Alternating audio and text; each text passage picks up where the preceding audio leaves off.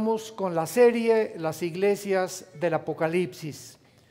Los que traigan su Biblia, por favor, ábranla en el capítulo 2 del libro del Apocalipsis, versículos del 12 al 17, y nuestro tema de hoy será la iglesia de Pérgamo. La iglesia de Pérgamo. La ciudad de Pérgamo estaba situada a 88 kilómetros al norte de la ciudad de Esmirna, que fue la conferencia anterior. Y Pérgamo fue la capital de la Asia Menor por casi 300 años. La palabra Pérgamo significa matrimonio consumado. Es lo que significa en el original griego. Y tenía una biblioteca, esta ciudad, de casi 200,000 volúmenes, y ahí es donde el famoso pergamino, que fue el primer material que se comenzó a usar para imprimir libros, ahí es precisamente en Pérgamo donde comenzó a producirse este artículo como material para la escritura. Pérgamo era una ciudad muy religiosa y tuvo templos que Éfeso, sus principales santuarios estaban dedicados a la diosa Atenas y al dios Zeus. Tenían una estatua de Zeus de casi 14 metros de altura, y tenían también al famoso dios que actualmente es el dios, desgraciadamente, de la medicina, el dios Esculapio, que está representado como el dios de la sanidad con una serpiente. Repito, es el símbolo actual de la medicina. Es increíble que esta ciudad de Pérgamo haya podido desviarse tan grande de la palabra de Dios, porque fue la primera ciudad que edificó un grandísimo templo dedicado al César o Augusto César, que en ese tiempo era el emperador de Roma. Y comenzaban a ofrecerle al César incienso.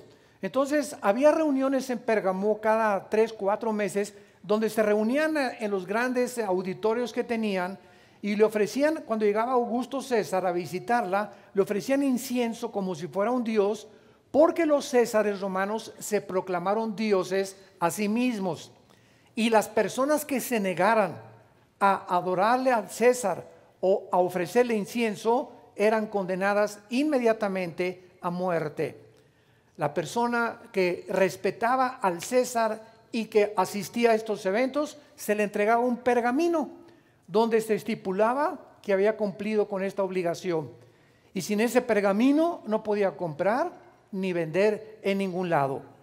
Actualmente la ciudad de Pérgamo se llama Pérgamo-Mos y se encuentra a 25 kilómetros del mar Egeo, en la ciudad de Pérgama, que actualmente existe todavía después de 2000 años, donde la iglesia que vamos a tratar fue edificada por los apóstoles de Jesucristo. Démosle pues lectura a Apocalipsis 2, versículo 12 en adelante, para ver qué nos revela el Espíritu Santo acerca de esta iglesia y tratar de correlacionarla con las iglesias del siglo XX, porque toda la escritura es inspirada por Dios, y las cosas que se escribieron para nuestra enseñanza se escribieron para que podamos nosotros entender que el corazón humano no ha cambiado y que la condición de la iglesia a través de estos 2000 años de historia que llevamos se puede ver reflejada en estas 7 iglesias del mensaje del Apocalipsis. Dice así: escribe al ángel de la iglesia en Pérgamo. Por cierto, Pérgamo es lo que es ahora Turquía, la nación de Turquía. Escribe al ángel de la iglesia en Turquía o en Pérgamo, y el que tiene la espada aguda de 2 filos dice esto: yo conozco tus obras y dónde moras, donde está el trono de Satanás. Pero retienes mi nombre y no has negado mi fe, ni aun en los días en que Antipas, mi testigo fiel, fue muerto entre vosotros, donde mora Satanás. Pero tengo unas pocas cosas contra ti, que tienes ahí a los que retienen la doctrina de Balaam, que enseñaba a Balac a poner tropiezo ante los hijos de Israel, a comer de cosas sacrificadas a los ídolos y a cometer fornicación. Y también tienes a los que retienen la doctrina de los nicolaitas, la cual yo aborrezco. Por tanto, arrepiéntete, pues si no, vendré a ti pronto y pelearé contra ellos con la espada de mi boca. El que tiene oídos, oiga lo que el Espíritu dice a las iglesias. Al que venciere, daré a comer del maná escondido y le daré una piedrecita blanca, y en la piedrecita escrito un nombre nuevo, el cual ninguno conoce, sino aquel que lo recibe. Vemos que Cristo se introduce a esta iglesia en cada una de las cartas con la descripción que se hace de él en el capítulo 1 del Apocalipsis. Y aquí es interesante que la forma como Cristo se describe es como el que tiene la espada aguda de dos filos, dice esto. La Biblia que tenemos aquí en nuestra mano es un libro espiritual. Y las personas que no tienen al Espíritu Santo morando dentro de ellas, cuando vienen a este libro no lo pueden entender. Y esta es la razón por la cual Cristo, cuando vino al mundo, escogió un lenguaje especial que se llamaban las parábolas. Y en el capítulo 13 del Evangelio de Mateo se acercaban los fariseos y las personas que no lo querían seguir, y Cristo les comenzaba a hablar, pues tengo una parábola, o el sembrador salió a sembrar y sembró la semilla, una cayó en buena tierra, otra cayó entre espinas, otra cayó entre otras piedras que le impidieron el crecimiento, etcétera, etcétera. Y entonces la gente oía esto como una historia, como un cuento, sin entender que detrás de las palabras que se tiene de la Biblia hay un significado en el mundo espiritual, no revelado a cualquier persona. Entonces los discípulos se acercaron a Jesús, ahí en Mateo capítulo 13, y le dijeron: Señor, ¿por qué les hablas por parábolas? Y Jesucristo les dijo: porque teniendo oídos no oyen, y teniendo ojos no ven, pero a ustedes, o sea, a sus discípulos, les es dado conocer los misterios del reino de mi Padre. Entonces, el lenguaje de la Biblia está escondido a la gente que no tiene el Espíritu Santo. 1 Corintios capítulo 2 dice: el hombre natural, el hombre que no ha sido regenerado por el Espíritu Santo, las cosas de la Biblia le parecen locura, porque chocan en el entendimiento, en la lógica, en el intelecto humano. No fue escrito para la Biblia, fue escrito para que el Espíritu Santo nos arrancara las vendas de los ojos y pudiéramos ver lo que se encuentra detrás de los simbolismos de la Biblia, que se encuentran interpretados dentro de la misma Biblia también. Por ejemplo, si queremos nosotros saber a qué se refiere Cristo con yo soy el que tiene la espada de dos filos, tenemos que buscar siempre en la misma Biblia, porque la suma de la palabra es verdad. Lo que agarra una concordancia, todo cristiano tiene que tener una concordancia y un diccionario bíblico. Todo estudiante de la Biblia necesita una concordancia y un diccionario bíblico. En la concordancia busca la palabra espada, y entonces ahí te dice todos los versículos de la Biblia donde aparece la palabra espada. La palabra torre, donde aparece la palabra torre.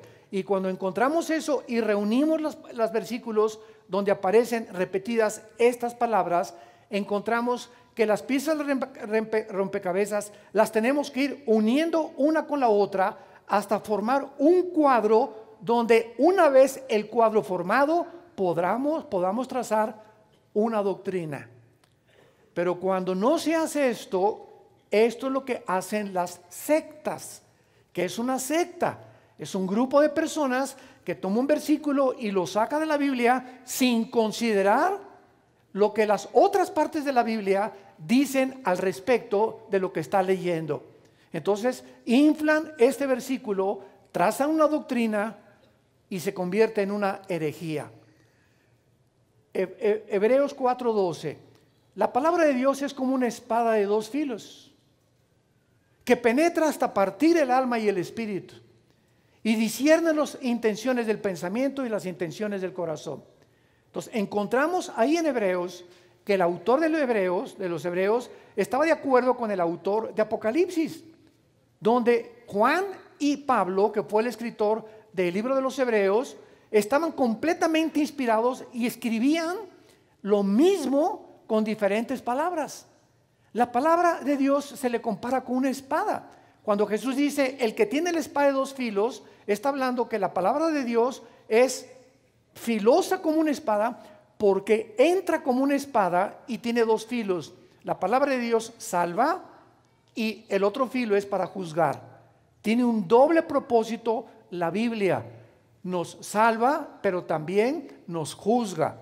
Y es interesante que dice en Hebreos 4:12, la palabra de Dios es como una espada de dos filos y penetra hasta partir, ¿qué cosa? ¿Perdón? El alma y el espíritu. Vamos a seguir esta línea de lógica. Muy bien. Si la palabra de Dios es la única que divide o separa el alma del espíritu, significa que antes de que fuéramos cristianos, el alma y el espíritu estaban amalgamados. Estaban así juntos. En otras palabras, el alma es la mente, el espíritu es la parte a la cual Dios nos habla. Entonces, la palabra de Dios, cuando recibes a Cristo, sucede algo dentro de nuestro ser, que el alma se separa y del espíritu, y ahora Dios puede comunicarnos directamente a nuestro espíritu para que el espíritu comience a renovar el alma, la mente. Pero si no es la palabra de Dios, no vas a entenderlo, porque todas las zonas son grises sin esta división del Espíritu de Dios. ¿Capiche? ¿Entienden? Esto es elemental, esto es importantísimo de poder comprender. Cuando nosotros fuimos creados espíritu, alma y cuerpo. Morimos espiritualmente. En otras palabras, el espíritu se amalgamó con el alma y Dios ya no podía comunicarse contigo ni conmigo desde Adán a nuestros días, porque nacimos todos muertos. La palabra muerto no significa cesación de existir, sino significa separado. Apúntalo. La palabra muerte en la Biblia no significa cesación de existencia, significa simplemente separado. Cuando alguien muere, sucede una separación. Físicamente se separa nuestro cuerpo, nos entierran en la tumba o te creman, y el alma y el espíritu se separan del cuerpo y se van al cielo, y el cuerpo se queda abajo. ¿Qué es la muerte física? La separación del cuerpo, del alma y del espíritu. La muerte espiritual es la separación del espíritu, del alma y del cuerpo. La muerte eterna es la separación eterna del espíritu, del alma y del cuerpo en el infierno. Entonces, cuando nosotros recibimos a Cristo, el espíritu nos vivifica, revive la parte que estaba fundida, nacimos fundidos del foco, y entonces Dios comienza a comunicarse no a tu mente, comienza a comunicarse a nuestro espíritu, porque Él es espíritu. La mente comienza a ser transformada porque estaba envirulada. Nacimos envirulados todos, con el programa de nuestros padres, de tal vez religiones equivocadas que nos inculcaron de niños, los programas que en la universidad y en la secundaria te inculcan, que el materialismo, el humanismo, el hedonismo, el comunismo, el fascismo, el socialismo, etcétera, etcétera, programas y filosofías del mundo, de hombres como tú y como yo, cerrados a la verdad espiritual, que fue lo que programó nuestra mente durante muchos años. Venimos a Cristo y ahora el Espíritu Santo comienza a comunicarse con nuestro espíritu y nuestro espíritu comienza a renovar nuestra mente. Y entonces ahora ya no acepto lo que oigo en el radio tan fácilmente, ya no acepto tan fácilmente la teoría de la evolución, ya no acepto tan fácilmente que hay que vivir para hacer dinero, ya no acepto que el que no tranza no avanza, ya no acepto que puedo tener un amante y que si mi esposa se pone gorda no tengo por qué ya tener relaciones con ella. Ya no puedo aceptar las cosas que el mundo nos ofrece porque mi mente está reacondicionada para pensar como piensa Dios. Y cuando Dios ve que en tu mente está comenzando a ser reacondicionada, está comenzando a ser transformada, porque estás obedeciendo lo que Él te dice aquí, sucede un milagro dentro de tu vida. Comienzan tus sentimientos y tus emociones a ser limpiados. Comienza una limpieza interior y comienzas a pensar más claramente. Comienzas a tener menos miedo de vivir. Comienzas a tener menos temor del futuro. De que si se muere tu esposo, que si no te va a dar el seguro social, y se muere tu hijo, y ya se fue a vivir tu esposo para otro lado, otro por aquí, por allá, y todos esos temores comienzan a desaparecer en el poder que dentro de nosotros el Espíritu Santo nos comienza a blindar. Comenzamos a ser blindados contra las cosas que al mundo común y corriente le afectan. A nosotros ya no nos afectan porque comenzamos a ser transformados interiormente. Entonces, sin que te des cuenta, te estás convirtiendo en la persona que Dios quiere que tú seas, un guerrero. Una guerrera de Dios. Y eso es lo que el mundo necesita, guerreros. Seres humanos que se enfrenten a la humanidad sin temor. Seres humanos que se enfrentan al mundo y le digan, así dice el Señor. Yo no estoy de acuerdo con eso, aunque el mundo esté contra ti, tú estás en contra del mundo. ¿Por qué? Porque ahora sigues a aquel que es más grande que cualquier cosa en este mundo. Cuando Elías se presentó en los libros de los reyes en el Antiguo Testamento al rey Acab y a la reina Jezabel, que tenían el poder del universo para poder matar al que sea, cuando se entra Elías delante de Acab, ¿qué le dice? ¿Se acuerdan qué le dice al rey Acab? Yo soy Elías y estoy el siervo delante del cual está el Señor de los ejércitos. O sea, Acab, vengo a presentarme a ti. Estás en un trono y tienes mucho poder, pero sabes una cosa, a mí me manda alguien más grande que tú. El Altísimo Señor. ¿Voy a tener miedo de ti, chinche y garrapata mugrosa? Para nada, ¿verdad?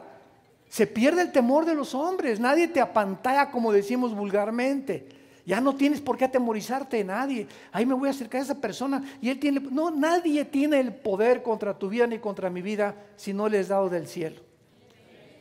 Y cuando comienzas a ser libre de esos temores, lo mismo que Moisés, ve con el faraón. ¿Con quién? ¿Qué dijo? A ver, Aarón, oí bien lo que dijo Dios, que vayamos con el faraón. Con el faraón nos pueden matar como chinches en cualquier momento. Es el hombre más poderoso del mundo. Y llega Moisés ante el faraón y le dice, ¿verdad? Dice el Señor, deja ir a mi pueblo. ¿Qué fue lo que pasó con Moisés cuando se enfrentó con faraón? Días antes, semanas antes, había tenido un encuentro con Dios en la zarza ardiente. Entonces, este es el propósito por el cual Dios dice, yo soy el que tengo la espada de dos filos. En otras palabras, cuando venimos a la palabra, venimos a ser penetrados por el Espíritu Santo. Ábrele tu corazón a Dios. Deja que la palabra de Dios te redarguya, te instruya, te guíe, te aconseje. Hazle caso a la Biblia. Hijo mío, dice Salomón en Proverbios, abre tus ojos a la sabiduría, a tu corazón, a tu entendimiento, átalas a tu cuello, escríbelas en la tabla de tu corazón, porque entonces hallarás gracia delante de Dios y de los hombres y añadirás años de vida. Nada ni nadie te podrá separar de mi amor. No temas, estoy contigo todos los días hasta el fin del mundo. Esta es la condición que necesita nuestra alma para poder vivir, sobre todo en el mundo en el que estamos tú y yo viviendo. A continuación, Dios le dice a esta iglesia en el versículo 13, yo conozco tus obras. ¿Y dónde moras? Donde está el trono de Satanás, pero retienes mi nombre y no has negado mi fe. Cristo aprueba a la iglesia de Pérgamo por dos razones. Número uno, por ser fiel. La palabra fidelidad En el original hebreo, cuando tú buscas la palabra hebrea para verdad, es emuná, con E de Enrique, emuná, H al final. Y lo puedes separar porque muchas veces cuando hablamos de fidelidad, la raíz viene precisamente de la verdad. Entonces, ser fiel es tener la verdad. El que habla la verdad es fiel a la verdad. Jesucristo le dijo a Pilato en el Evangelio de Juan: todo aquel que es de la verdad, oye mi voz. ¿Qué es la verdad?, le dijo Pilato. Y se volteó y no lo dejó a Cristo acabar de decirle que era la verdad. Anteriormente él dijo: yo soy la verdad. Y así vivimos en el siglo XXI. Han pasado 20 siglos y la gente sigue buscando la verdad en las religiones, en las filosofías, en los sistemas de gobierno, y no entienden que la verdad solamente puede venir del cielo. Y la verdad, emuná, en el hebreo, lo quieres apuntar, significa aquello que no está sujeto a ningún cambio. Pregúntale a tu maestro de filosofía. El otro día nuestra hija Salén me decía: papá, estoy estudiando filosofía, es una de mis clases y estamos hablando de la verdad. Y le dije: dile a tu maestro que le das $100 si te define la verdad. Y me dice mi hija: papá, pero tiene 25 años estudiando filosofía, dile que le das $200. Y que te dé una definición de lo que es la verdad. Y entonces me dice: pero ¿cómo es posible que tantas personas durante tanto tiempo, como los filósofos Sócrates, Demóstenes, Platón, etcétera, etcétera, que se dedicaron a buscar la verdad, nunca pudieron encontrar una definición ni tampoco qué es la verdad? Entonces, como en estos últimos siglos no se ha encontrado qué es la verdad, ¿qué creen ustedes que es lo contrario a la verdad? El relativismo. La filosofía del relativismo, o sea, tu verdad no es mi verdad es mi verdad. Lo que es para ti verdad, para mí no es verdad. Vive como tú quieras. Si tú te quieres casar con un hombre, pues, y ser feliz con él, esa es tu verdad, para mí no es la verdad. Déjame en paz, por favor. Entonces no hay nada que tenga un fundamento, ni tampoco una estructura o un patrón para poder definir esto es la verdad. Porque es relativo. Todo el mundo tiene su verdad y no hay una verdad absoluta. La Biblia es el único libro que contiene verdades absolutas, no relativas.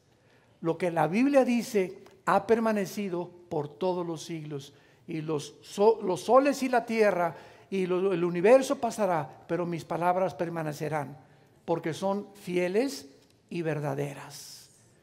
Y cuando tú te agarras a esto y abrazas la verdad de la Biblia, no te imaginas el guerrero y la persona en la que el Espíritu Santo te puede transformar. Esta iglesia de Pérgamo tenía un grupo de cristianos que eran fieles a la verdad. Se abrazaron la verdad, se apasionaron por la verdad y vivieron cada uno de ellos por la verdad también. Ahora, dice aquí a continuación en Apocalipsis 2, versículo 13: yo conozco tus obras y donde moras el trono de Satanás, pero me retienes mi nombre y no has negado mi fe ni aun en los días en que Antipas, mi testigo fiel, fue muerto entre vosotros, donde mora Satanás.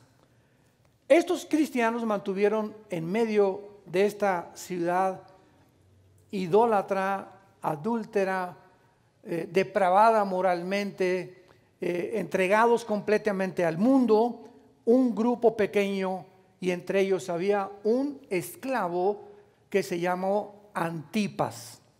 Era un esclavo judío que fue obligado un día a hincar su rodilla cuando Augusto César llegó a la ciudad y demandó adoración de parte de todos los ciudadanos. Entonces Augusto César estaba así sentado en su trono y todos se hincaron y una sola persona permaneció parada. Entonces Augusto César le dijo al centurión romano: ve con ese hombre y tiene tipo de esclavo y dile que por qué no se hinca. Y entonces el centurión se acercó con Antipas y le dijo: oye, Antipas, dice el César que ¿por qué no te hincas? ¿No sabes tú que el mundo entero está contra ti? Y Antipas le contestó al centurión y le dijo: ve y dile al César que si todo el mundo está en contra de mí, yo estoy en contra de todo el mundo. Y lo mataron y lo metieron a una olla de aceite hirviendo. Murió quemado Antipas.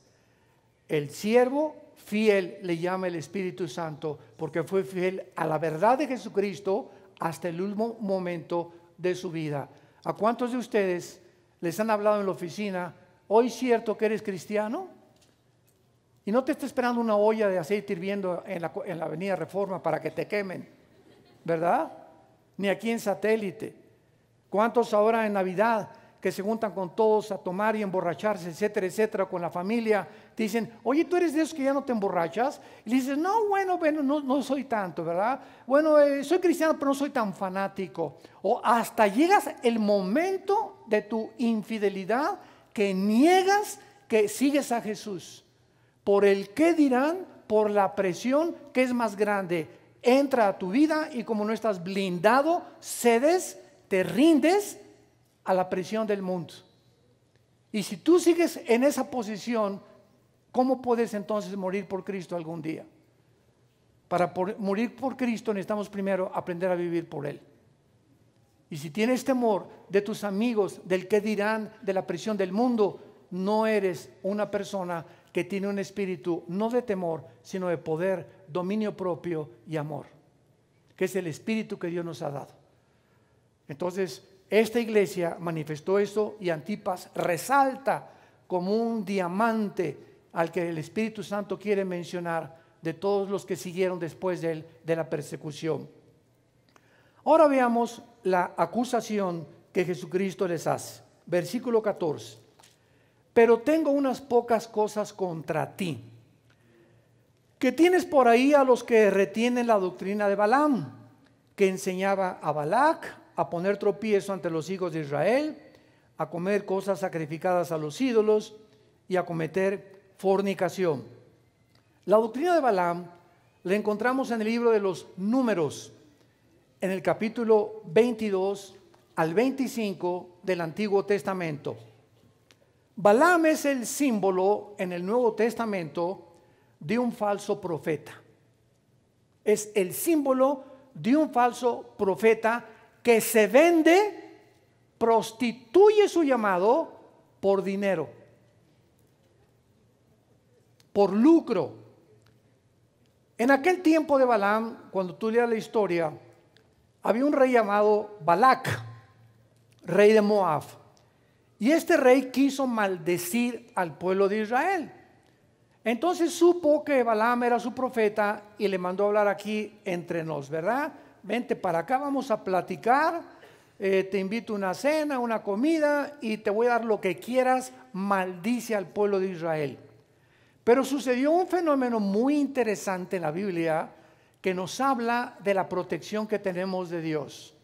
Cuando Balaam quiso maldecir al pueblo de Israel, no pudo, porque descubrió que el pueblo de Israel estaba bajo la cubierta, bajo un escudo de Dios, y que ningún brujo, ninguna bruja nos puede nunca maldecir a nosotros. A menos que tú te apartes del camino de Dios. Mientras nos mantengamos caminando en el camino de Jesucristo, en el camino de la palabra de Dios y en comunión con Jesucristo, ni ángeles, ni principados, ni la muerte, ni lo porvenir, ni la desnudez, ni la pobreza, ni ninguna cosa creada nos podrá nunca separar de la protección y del amor en Cristo Jesús. Romanos capítulo 8.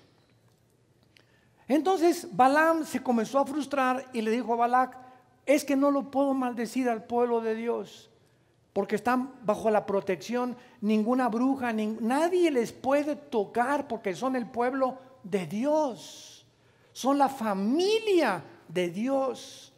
Entonces planearon una estrategia y aumentó el precio que le dieron a Balaam para maldecir al pueblo de Dios.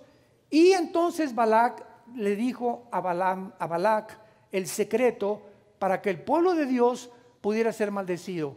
Y entonces le dijo Balaam al rey: vamos a hacer que los hombres forniquen con mujeres moabitas, que tenían prohibido meterse con una mujer que no fuera su esposa. Y cuando lo lograron y les presentaron a unas mujeres prostitutas, y la mayor parte de los líderes se mezclaron con estas mujeres, entonces pudieron ser maldecidos. ¿Qué maldición tan grande trae a un varón serle adúltero a su esposa? No te la acabas con Dios. No te imaginas que en ese momento se quita como un globo el escudo de protección que tenemos y quedamos a merced de demonios, de principados, de potestades, de huestes espirituales de maldad que están buscando un hoyo en nuestra armadura, un agujerito para entrar a la casa. Ahí viene la víbora para meterse a la casa, a morder e inyectar veneno a nuestros hijos y destruir nuestro matrimonio. Esta es la razón tan importante por la cual cada año estamos haciendo este seminario de matrimonios ahí en la Riviera Maya. Dichosos y benditos los que puedan asistir y poder escuchar las conferencias que vamos a compartirles, porque salen fortalecidos, entienden la santidad tan grande del pacto que ante Dios es y significa el matrimonio, y el peligro tan grande que el que comete adulterio destruye su alma. El que comete adulterio destruye completamente su vida, comienza a ser inundado por termitas espirituales que comienzan a destruir tu carácter y comienzan a apartarte pierdes la visión, pierdes la brújula, pierdes el Waze o el GPS y ya no sabes para dónde vas ni para dónde está la salida, y comienzas a tomar decisiones equivocadas porque ya a lo mejor tienes más dinero o prosperas, pero cuando alcanzas esas cosas que tú supuestamente creías que te iban a dar la felicidad, al tenerlas descubres que se vuelven contra ti. Y tal vez hiciste dinero, pero perdiste la salud para no poder disfrutar lo que tenías. O pasa algo en lo que te das cuenta que fue el más grande error, que por una pequeña tontería las zorras se comen las uvas. Un desliz impresionante pequeño que venías jugando con él desde hace algunos meses, como dicen Proverbios: ¿jugará el hombre con brasas sin que sus vestidos ardan? Si estoy con brasas y estoy, dale, brinque, me voy a quemar tarde o temprano. Así es, dice Salomón, el que mira a una mujer que no es su esposa. Y la miras, y la miras, y la miras, y la miras, y tienes una semana, 2 semanas, 3 semanas, un mes coqueteando con alguna, o con pornografía, que es el veneno más grande de maldición para un ser humano, hasta que llegue el momento en que estás listo y preparado psicológicamente para cometer adulterio. Jugaste con el pecado, y con el pecado no se juega, porque perdiste el temor de Dios. En 2 de Pedro nos habla la Biblia que en los últimos tiempos que estamos viviendo habrán también muchas personas que se dicen profetas, o que se dicen apóstoles, o que se dicen siervos de Dios, y que realmente detrás de la motivación que ellos tienen no es el reino de Dios ni la gloria de Dios, es el dinero. Hacer dinero, y hacer dinero no es pecado. Acordémonos que dice Pablo en 1 Timoteo 6:10, es el amor al dinero. Dios no está en contra que tengas algún día una buena casa, un buen coche, un buen tacuchín, ¿verdad? Tus hijos en buena escuela. Dios no está en contra de eso. No está en contra de las riquezas. Es un error gravísimo creer que la humildad es no tener nada. Hay pobres que son más orgullosos que muchos ricos que son humildes. Entonces el problema es el amor a lo que tú tienes, hacer un ídolo de lo que tú crees que es tu ídolo, el dinero. Dice en 2 de Pedro capítulo 2, hubo también falsos profetas, y en estos podríamos poner a Balaam, como habrá entre ustedes falsos maestros, que introducirán encubiertamente herejías destructoras y negarán al Señor que los rescató, atrayendo sobre sí mismos destrucción repentina. Y muchos seguirán sus disoluciones, por causa de los cuales el camino de la verdad será blasfemado. Y por avaricia, o sea, por el amor de tener más, harán mercadería de vosotros, con palabras fingidas. Sobre los tales, ya de largo tiempo la condenación no se tarda y su perdición no se duerme. Vemos pues nosotros que también es otra de las lamentaciones que se encuentran en la iglesia cristiana, por lo que nació la famosa teología, que no es ni teología, no es ni doctrina tampoco, que se le llamó de la prosperidad. Y lo vamos a ver ahorita a continuación, que por un lado Roma, lo vamos a ver ahorita, por un lado Roma asoció la espiritualidad con la pobreza. ¿Quieres servir a Dios? Vete a un convento, no te cases, anda de guaraches y vende todo lo que tienes, dándole un significado a las palabras de Cristo fuera de su contexto. Entonces, Roma hasta nuestros días asocia la humildad o la espiritualidad con la pobreza. Y ahora es al revés. La iglesia cristiana evangélica, no toda, pero hubo ciertas secciones de nuestra iglesia cristiana evangélica que comenzaron a decir que si no tienes una iglesia con candeleros de oro y con alfombras persas y con lujos y con todo lo que quieres, no eres un pastor de éxito. Entonces vino la competencia y pastorcitos, ¿verdad?, que yo conozco lindos o que conocí en Tuxtla y en Chiapas y en Oaxaca, que tienen 4 o 5 personas, sus asientos son de troncos de árboles, el púlpito es un tronco de árbol, hombres fieles, hombres que aman apasionadamente al Señor y que no tienen acceso a muchos pastores de muchas ciudades. ¿Serán porque no son espirituales? ¡Qué increíble! ¡Qué increíble que se pueda considerar o asociar la espiritualidad con las riquezas o el tamaño que tienes de la iglesia! Así se encuentra el cristianismo del siglo XXI. Y esta es la desgracia más grande que ha pasado con el cristianismo. Ahora veamos a continuación por qué se le llama Pérgamo a esta iglesia. Porque Jesucristo les dice: tengo unas pocas cosas contra ti, que tienes la doctrina de Balaam, que enseñaba a Balac poner tropiezo, etcétera, etcétera. Y en el año 325, ojalá que muchos tomen nota, después de Cristo, 325 años después de Cristo, el último emperador romano se llamó Constantino. Constantino detuvo la persecución a los cristianos en el circo romano. Y el emperador Constantino absorbió el cristianismo e impuso el cristianismo como la religión oficial del Imperio Romano. Entonces vean ustedes, el Imperio Romano era político y de repente en el año 325 el mismo Imperio Romano simplemente se volteó con otra cara, con la cara de la religión. Entonces el emperador Constantino, a los pocos meses que él hizo esto, se cerró la Biblia. Síganme con mucho cuidado.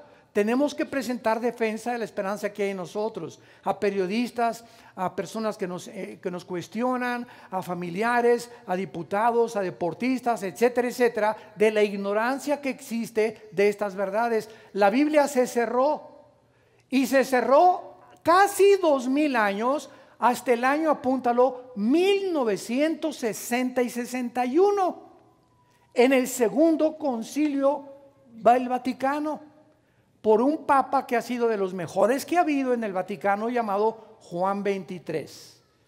El primer papa que abre la Biblia y comienza a leer muchas cosas de la Biblia. Y entonces de 1961 hasta los 70s, 80s vino un cambio muy bueno en la Iglesia Católica, donde el Papa Juan XXIII comenzó a ordenar que la gente del populos, porque antes no podías leer la Biblia sin la orden y la autoridad de un obispo. Y así venían impresas las Biblias, no traían, se llamaba el imprimatur. Y si no traía el imprimatur, significa que ese obispo no estaba autorizándosela para que tú la leyeras. Imagínense nada más. Entonces comenzó la gente ya a leer la Biblia, cantidad de católicos, gracias a Dios, comenzaron a abrir la Biblia, hasta el siglo XXI la siguen abriendo, y cantidad de católicos en el mundo entero están abriendo los ojos a lo que es el cristianismo. Pero durante estos casi 2000 años, escúchenme con mucho cuidado, oigan todas las herejías que se introdujeron al cristianismo. Las voy a mencionar una por una, y ninguna de ellas se encuentra en la Biblia, y ninguna de ellas es bíblica tampoco. Número 1, se comenzó a hacerle un culto a la mamá de Jesucristo, a María. Cuando la Biblia dice en Hechos 4:12, no hay ningún otro nombre en que podamos ser salvos más que en el nombre de Jesús. 1 Timoteo 2:5, no hay ningún mediador que se ponga entre Dios y nosotros más que Jesucristo. Número 2, se introdujo la doctrina del purgatorio. Dice en Hebreos 9:27, está establecido a los hombres que muramos una sola vez y después el juicio. En la Biblia no encuentras purgatorio ni limbo. ¿Por qué? Porque comenzaron a enseñar que si alguien moría en pecados, ¿quién no va a morir en pecado? Nada más los querubines. Si morías en pecado, entonces el purgatorio era un lugar antes de entrar al cielo, donde purgarías ahí 5000 años o 10,000 años, para que acabar de purgar tu alma, ya de ahí te pasaras al cielo. Pero esta doctrina del purgatorio tenía una motivación completamente de avaricia, porque entonces se instituyeron las misas gregorianas. Apúntalo. ¿Qué son las misas gregorianas? Que si se muere, no tu perro, ¿verdad? Si se muere tu papá o una persona, vas a la iglesia y le dices, quiero ofrecer una misa para sacar del purgatorio a mi primo o a mi hijo. Vean ustedes, ahorita decimos, Dios mío, ¿cómo pudimos haber algún día en el pasado creído todo esto? Y entonces se ofrece la misa, y entonces mientras más misas contratas, porque te cobran por la misa. No es la misa el domingo que hacen todos los días. No llegas tú y quieres ofrecer una misa el martes, el miércoles, te cobran por esa misa, y entonces tu difunto tiene 1000 o 3000 años menos de purgatorio. Mientras más misas, más rápido sale del purgatorio. Número 3, se instituyó el voto del celibato sacerdotal. ¿Quieren servir a Dios? No se pueden casar. ¿Qué dice la Biblia? 1 Corintios capítulo 7. Esto está en todas las Biblias. En la Torre Samad, en la Nácar Colunga y en la de Jerusalén, que son las que usan nuestros hermanos católicos que ya se han convertido a Cristo. Están en todas las Biblias. El que no tenga don de continencia, 1 Corintios 7, escribe el apóstol Pablo, no se case.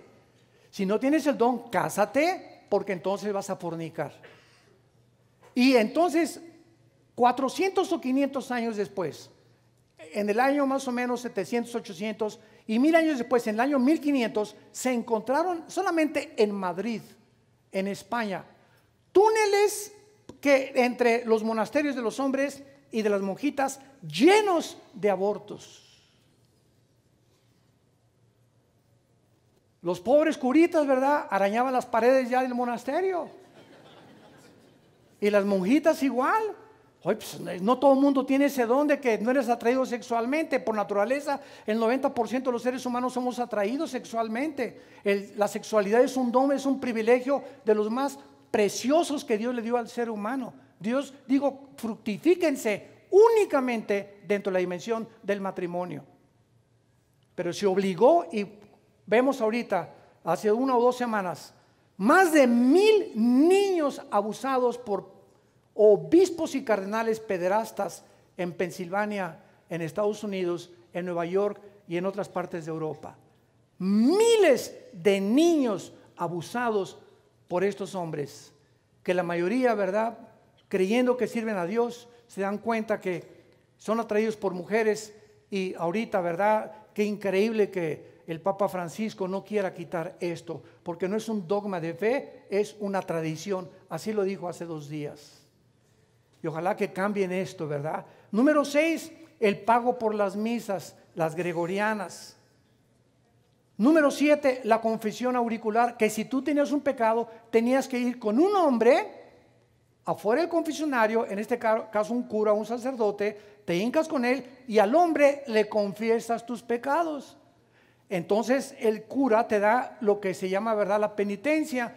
Si están muy gruesos tus pecados, 50 Aves Marías. Y dale, y repite, o 250 Padres Nuestros, o 2 días de ayuno.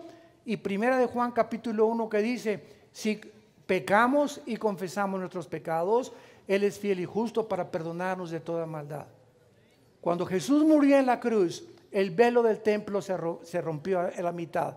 Se abría el paso ahora a la presencia de Dios sin intermediarios. En el Antiguo Testamento, los sacerdotes guiaban al lugar santísimo y ofrecían sacrificios a Dios a través de los sacrificios de los becerros, de las ovejas, etcétera, etcétera. Cuando Cristo muere en la cruz, se acaba el Antiguo Testamento. Hebreos capítulo 9, el antiguo pacto se acaba, viene un mejor pacto. Ahora viene Jesucristo como el único que nos puede llevar a Dios.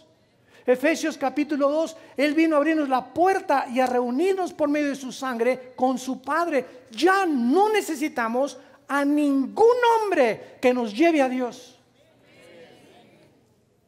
Increíble, ¿no? Se llama la doctrina de la transubstanciación, que el cura tiene el poder de hacer un milagro, convertir el agua en sangre y el pan en la carne de Jesucristo. Pues se llama la transubstanciación. Se prohibió a los laicos leer la Biblia, ya lo vimos.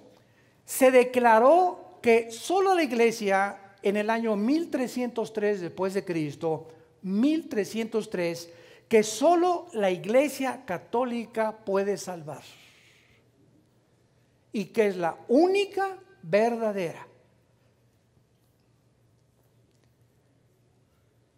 En el año 1546 se declara que las tradiciones de la iglesia tienen la misma autoridad que la Biblia. En 1860 se declara ex cátedra. ¿Qué significa esto? Que el que no lo crea es condenado al infierno. Es un dogma de fe. Se declara en 1860 que el Papa cuando habla como la autoridad final y que él no se puede equivocar. En otras palabras, en el siglo XX todo lo que tantos papas han dicho, ¿verdad? El que sigue dice otra cosa que contradice al que está anterior, el otro quiere cambiar las cosas. Entonces nos damos cuenta, se llama la infalibilidad papal. La doctrina que el Papa es infalible, que él no puede mentir en ninguna cosa que acaba de decir. Pero Roma no va a cambiar, porque el Vaticano aparece en Apocalipsis 17 como la gran ramera, que reunirá, y está ahorita un movimiento que se llama el movimiento ecuménico, tratando de reunir a todas las religiones bajo una sola bandera, con el pretexto de que oremos todos por la fe. Espérame tantito, yo no puedo orar con un musulmán por la fe, porque él no lo ora al Dios verdadero y vivo que yo adoro. Yo no puedo orar con un musulmán o con un hindú, ¿verdad? Porque ellos tienen millones de dioses. Entonces cuando decimos vamos a orar al mismo Dios, Alá es el mismo Dios que Jehová. No es cierto, no es cierto, no es cierto. Jehová es el Dios y Padre de Abraham, de Isaac y de Jacob y de su Hijo Jesucristo. Alá es el nombre que se inventó a Mahoma, no al Dios del cristianismo, que vino al mundo a morir en una cruz. ¿No quisieras tú en este momento, en esta mañana, abrirle los ojos a la verdad de la Biblia y de Cristo en la cruz? que muere para que podamos ser libres de tantas tradiciones, de tantas mentiras, de tantas cosas que se han introducido, por lo cual el mundo vive como en una rueda de fortuna, todos confundidos sin saber quién tiene la verdad. Es que esa iglesia dice que tiene la verdad, es que esa iglesia tiene la verdad. Nadie tiene la verdad más que Jesús. Él es el camino, la verdad a la vida. Ven hoy a la cruz. Te damos gracias, Señor, por tu palabra. Vida Nueva para el Mundo se sostiene y propaga el mensaje de salvación de Jesucristo gracias a Dios y a tus donativos. Llevemos juntos el Evangelio de Jesucristo al mundo entero.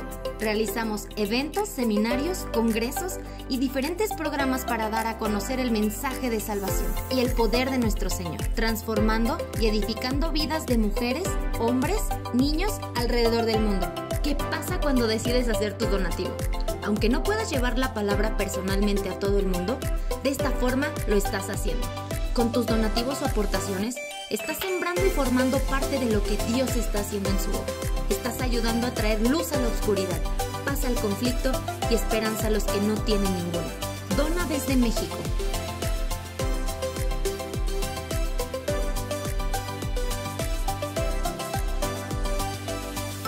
Dona desde Estados Unidos.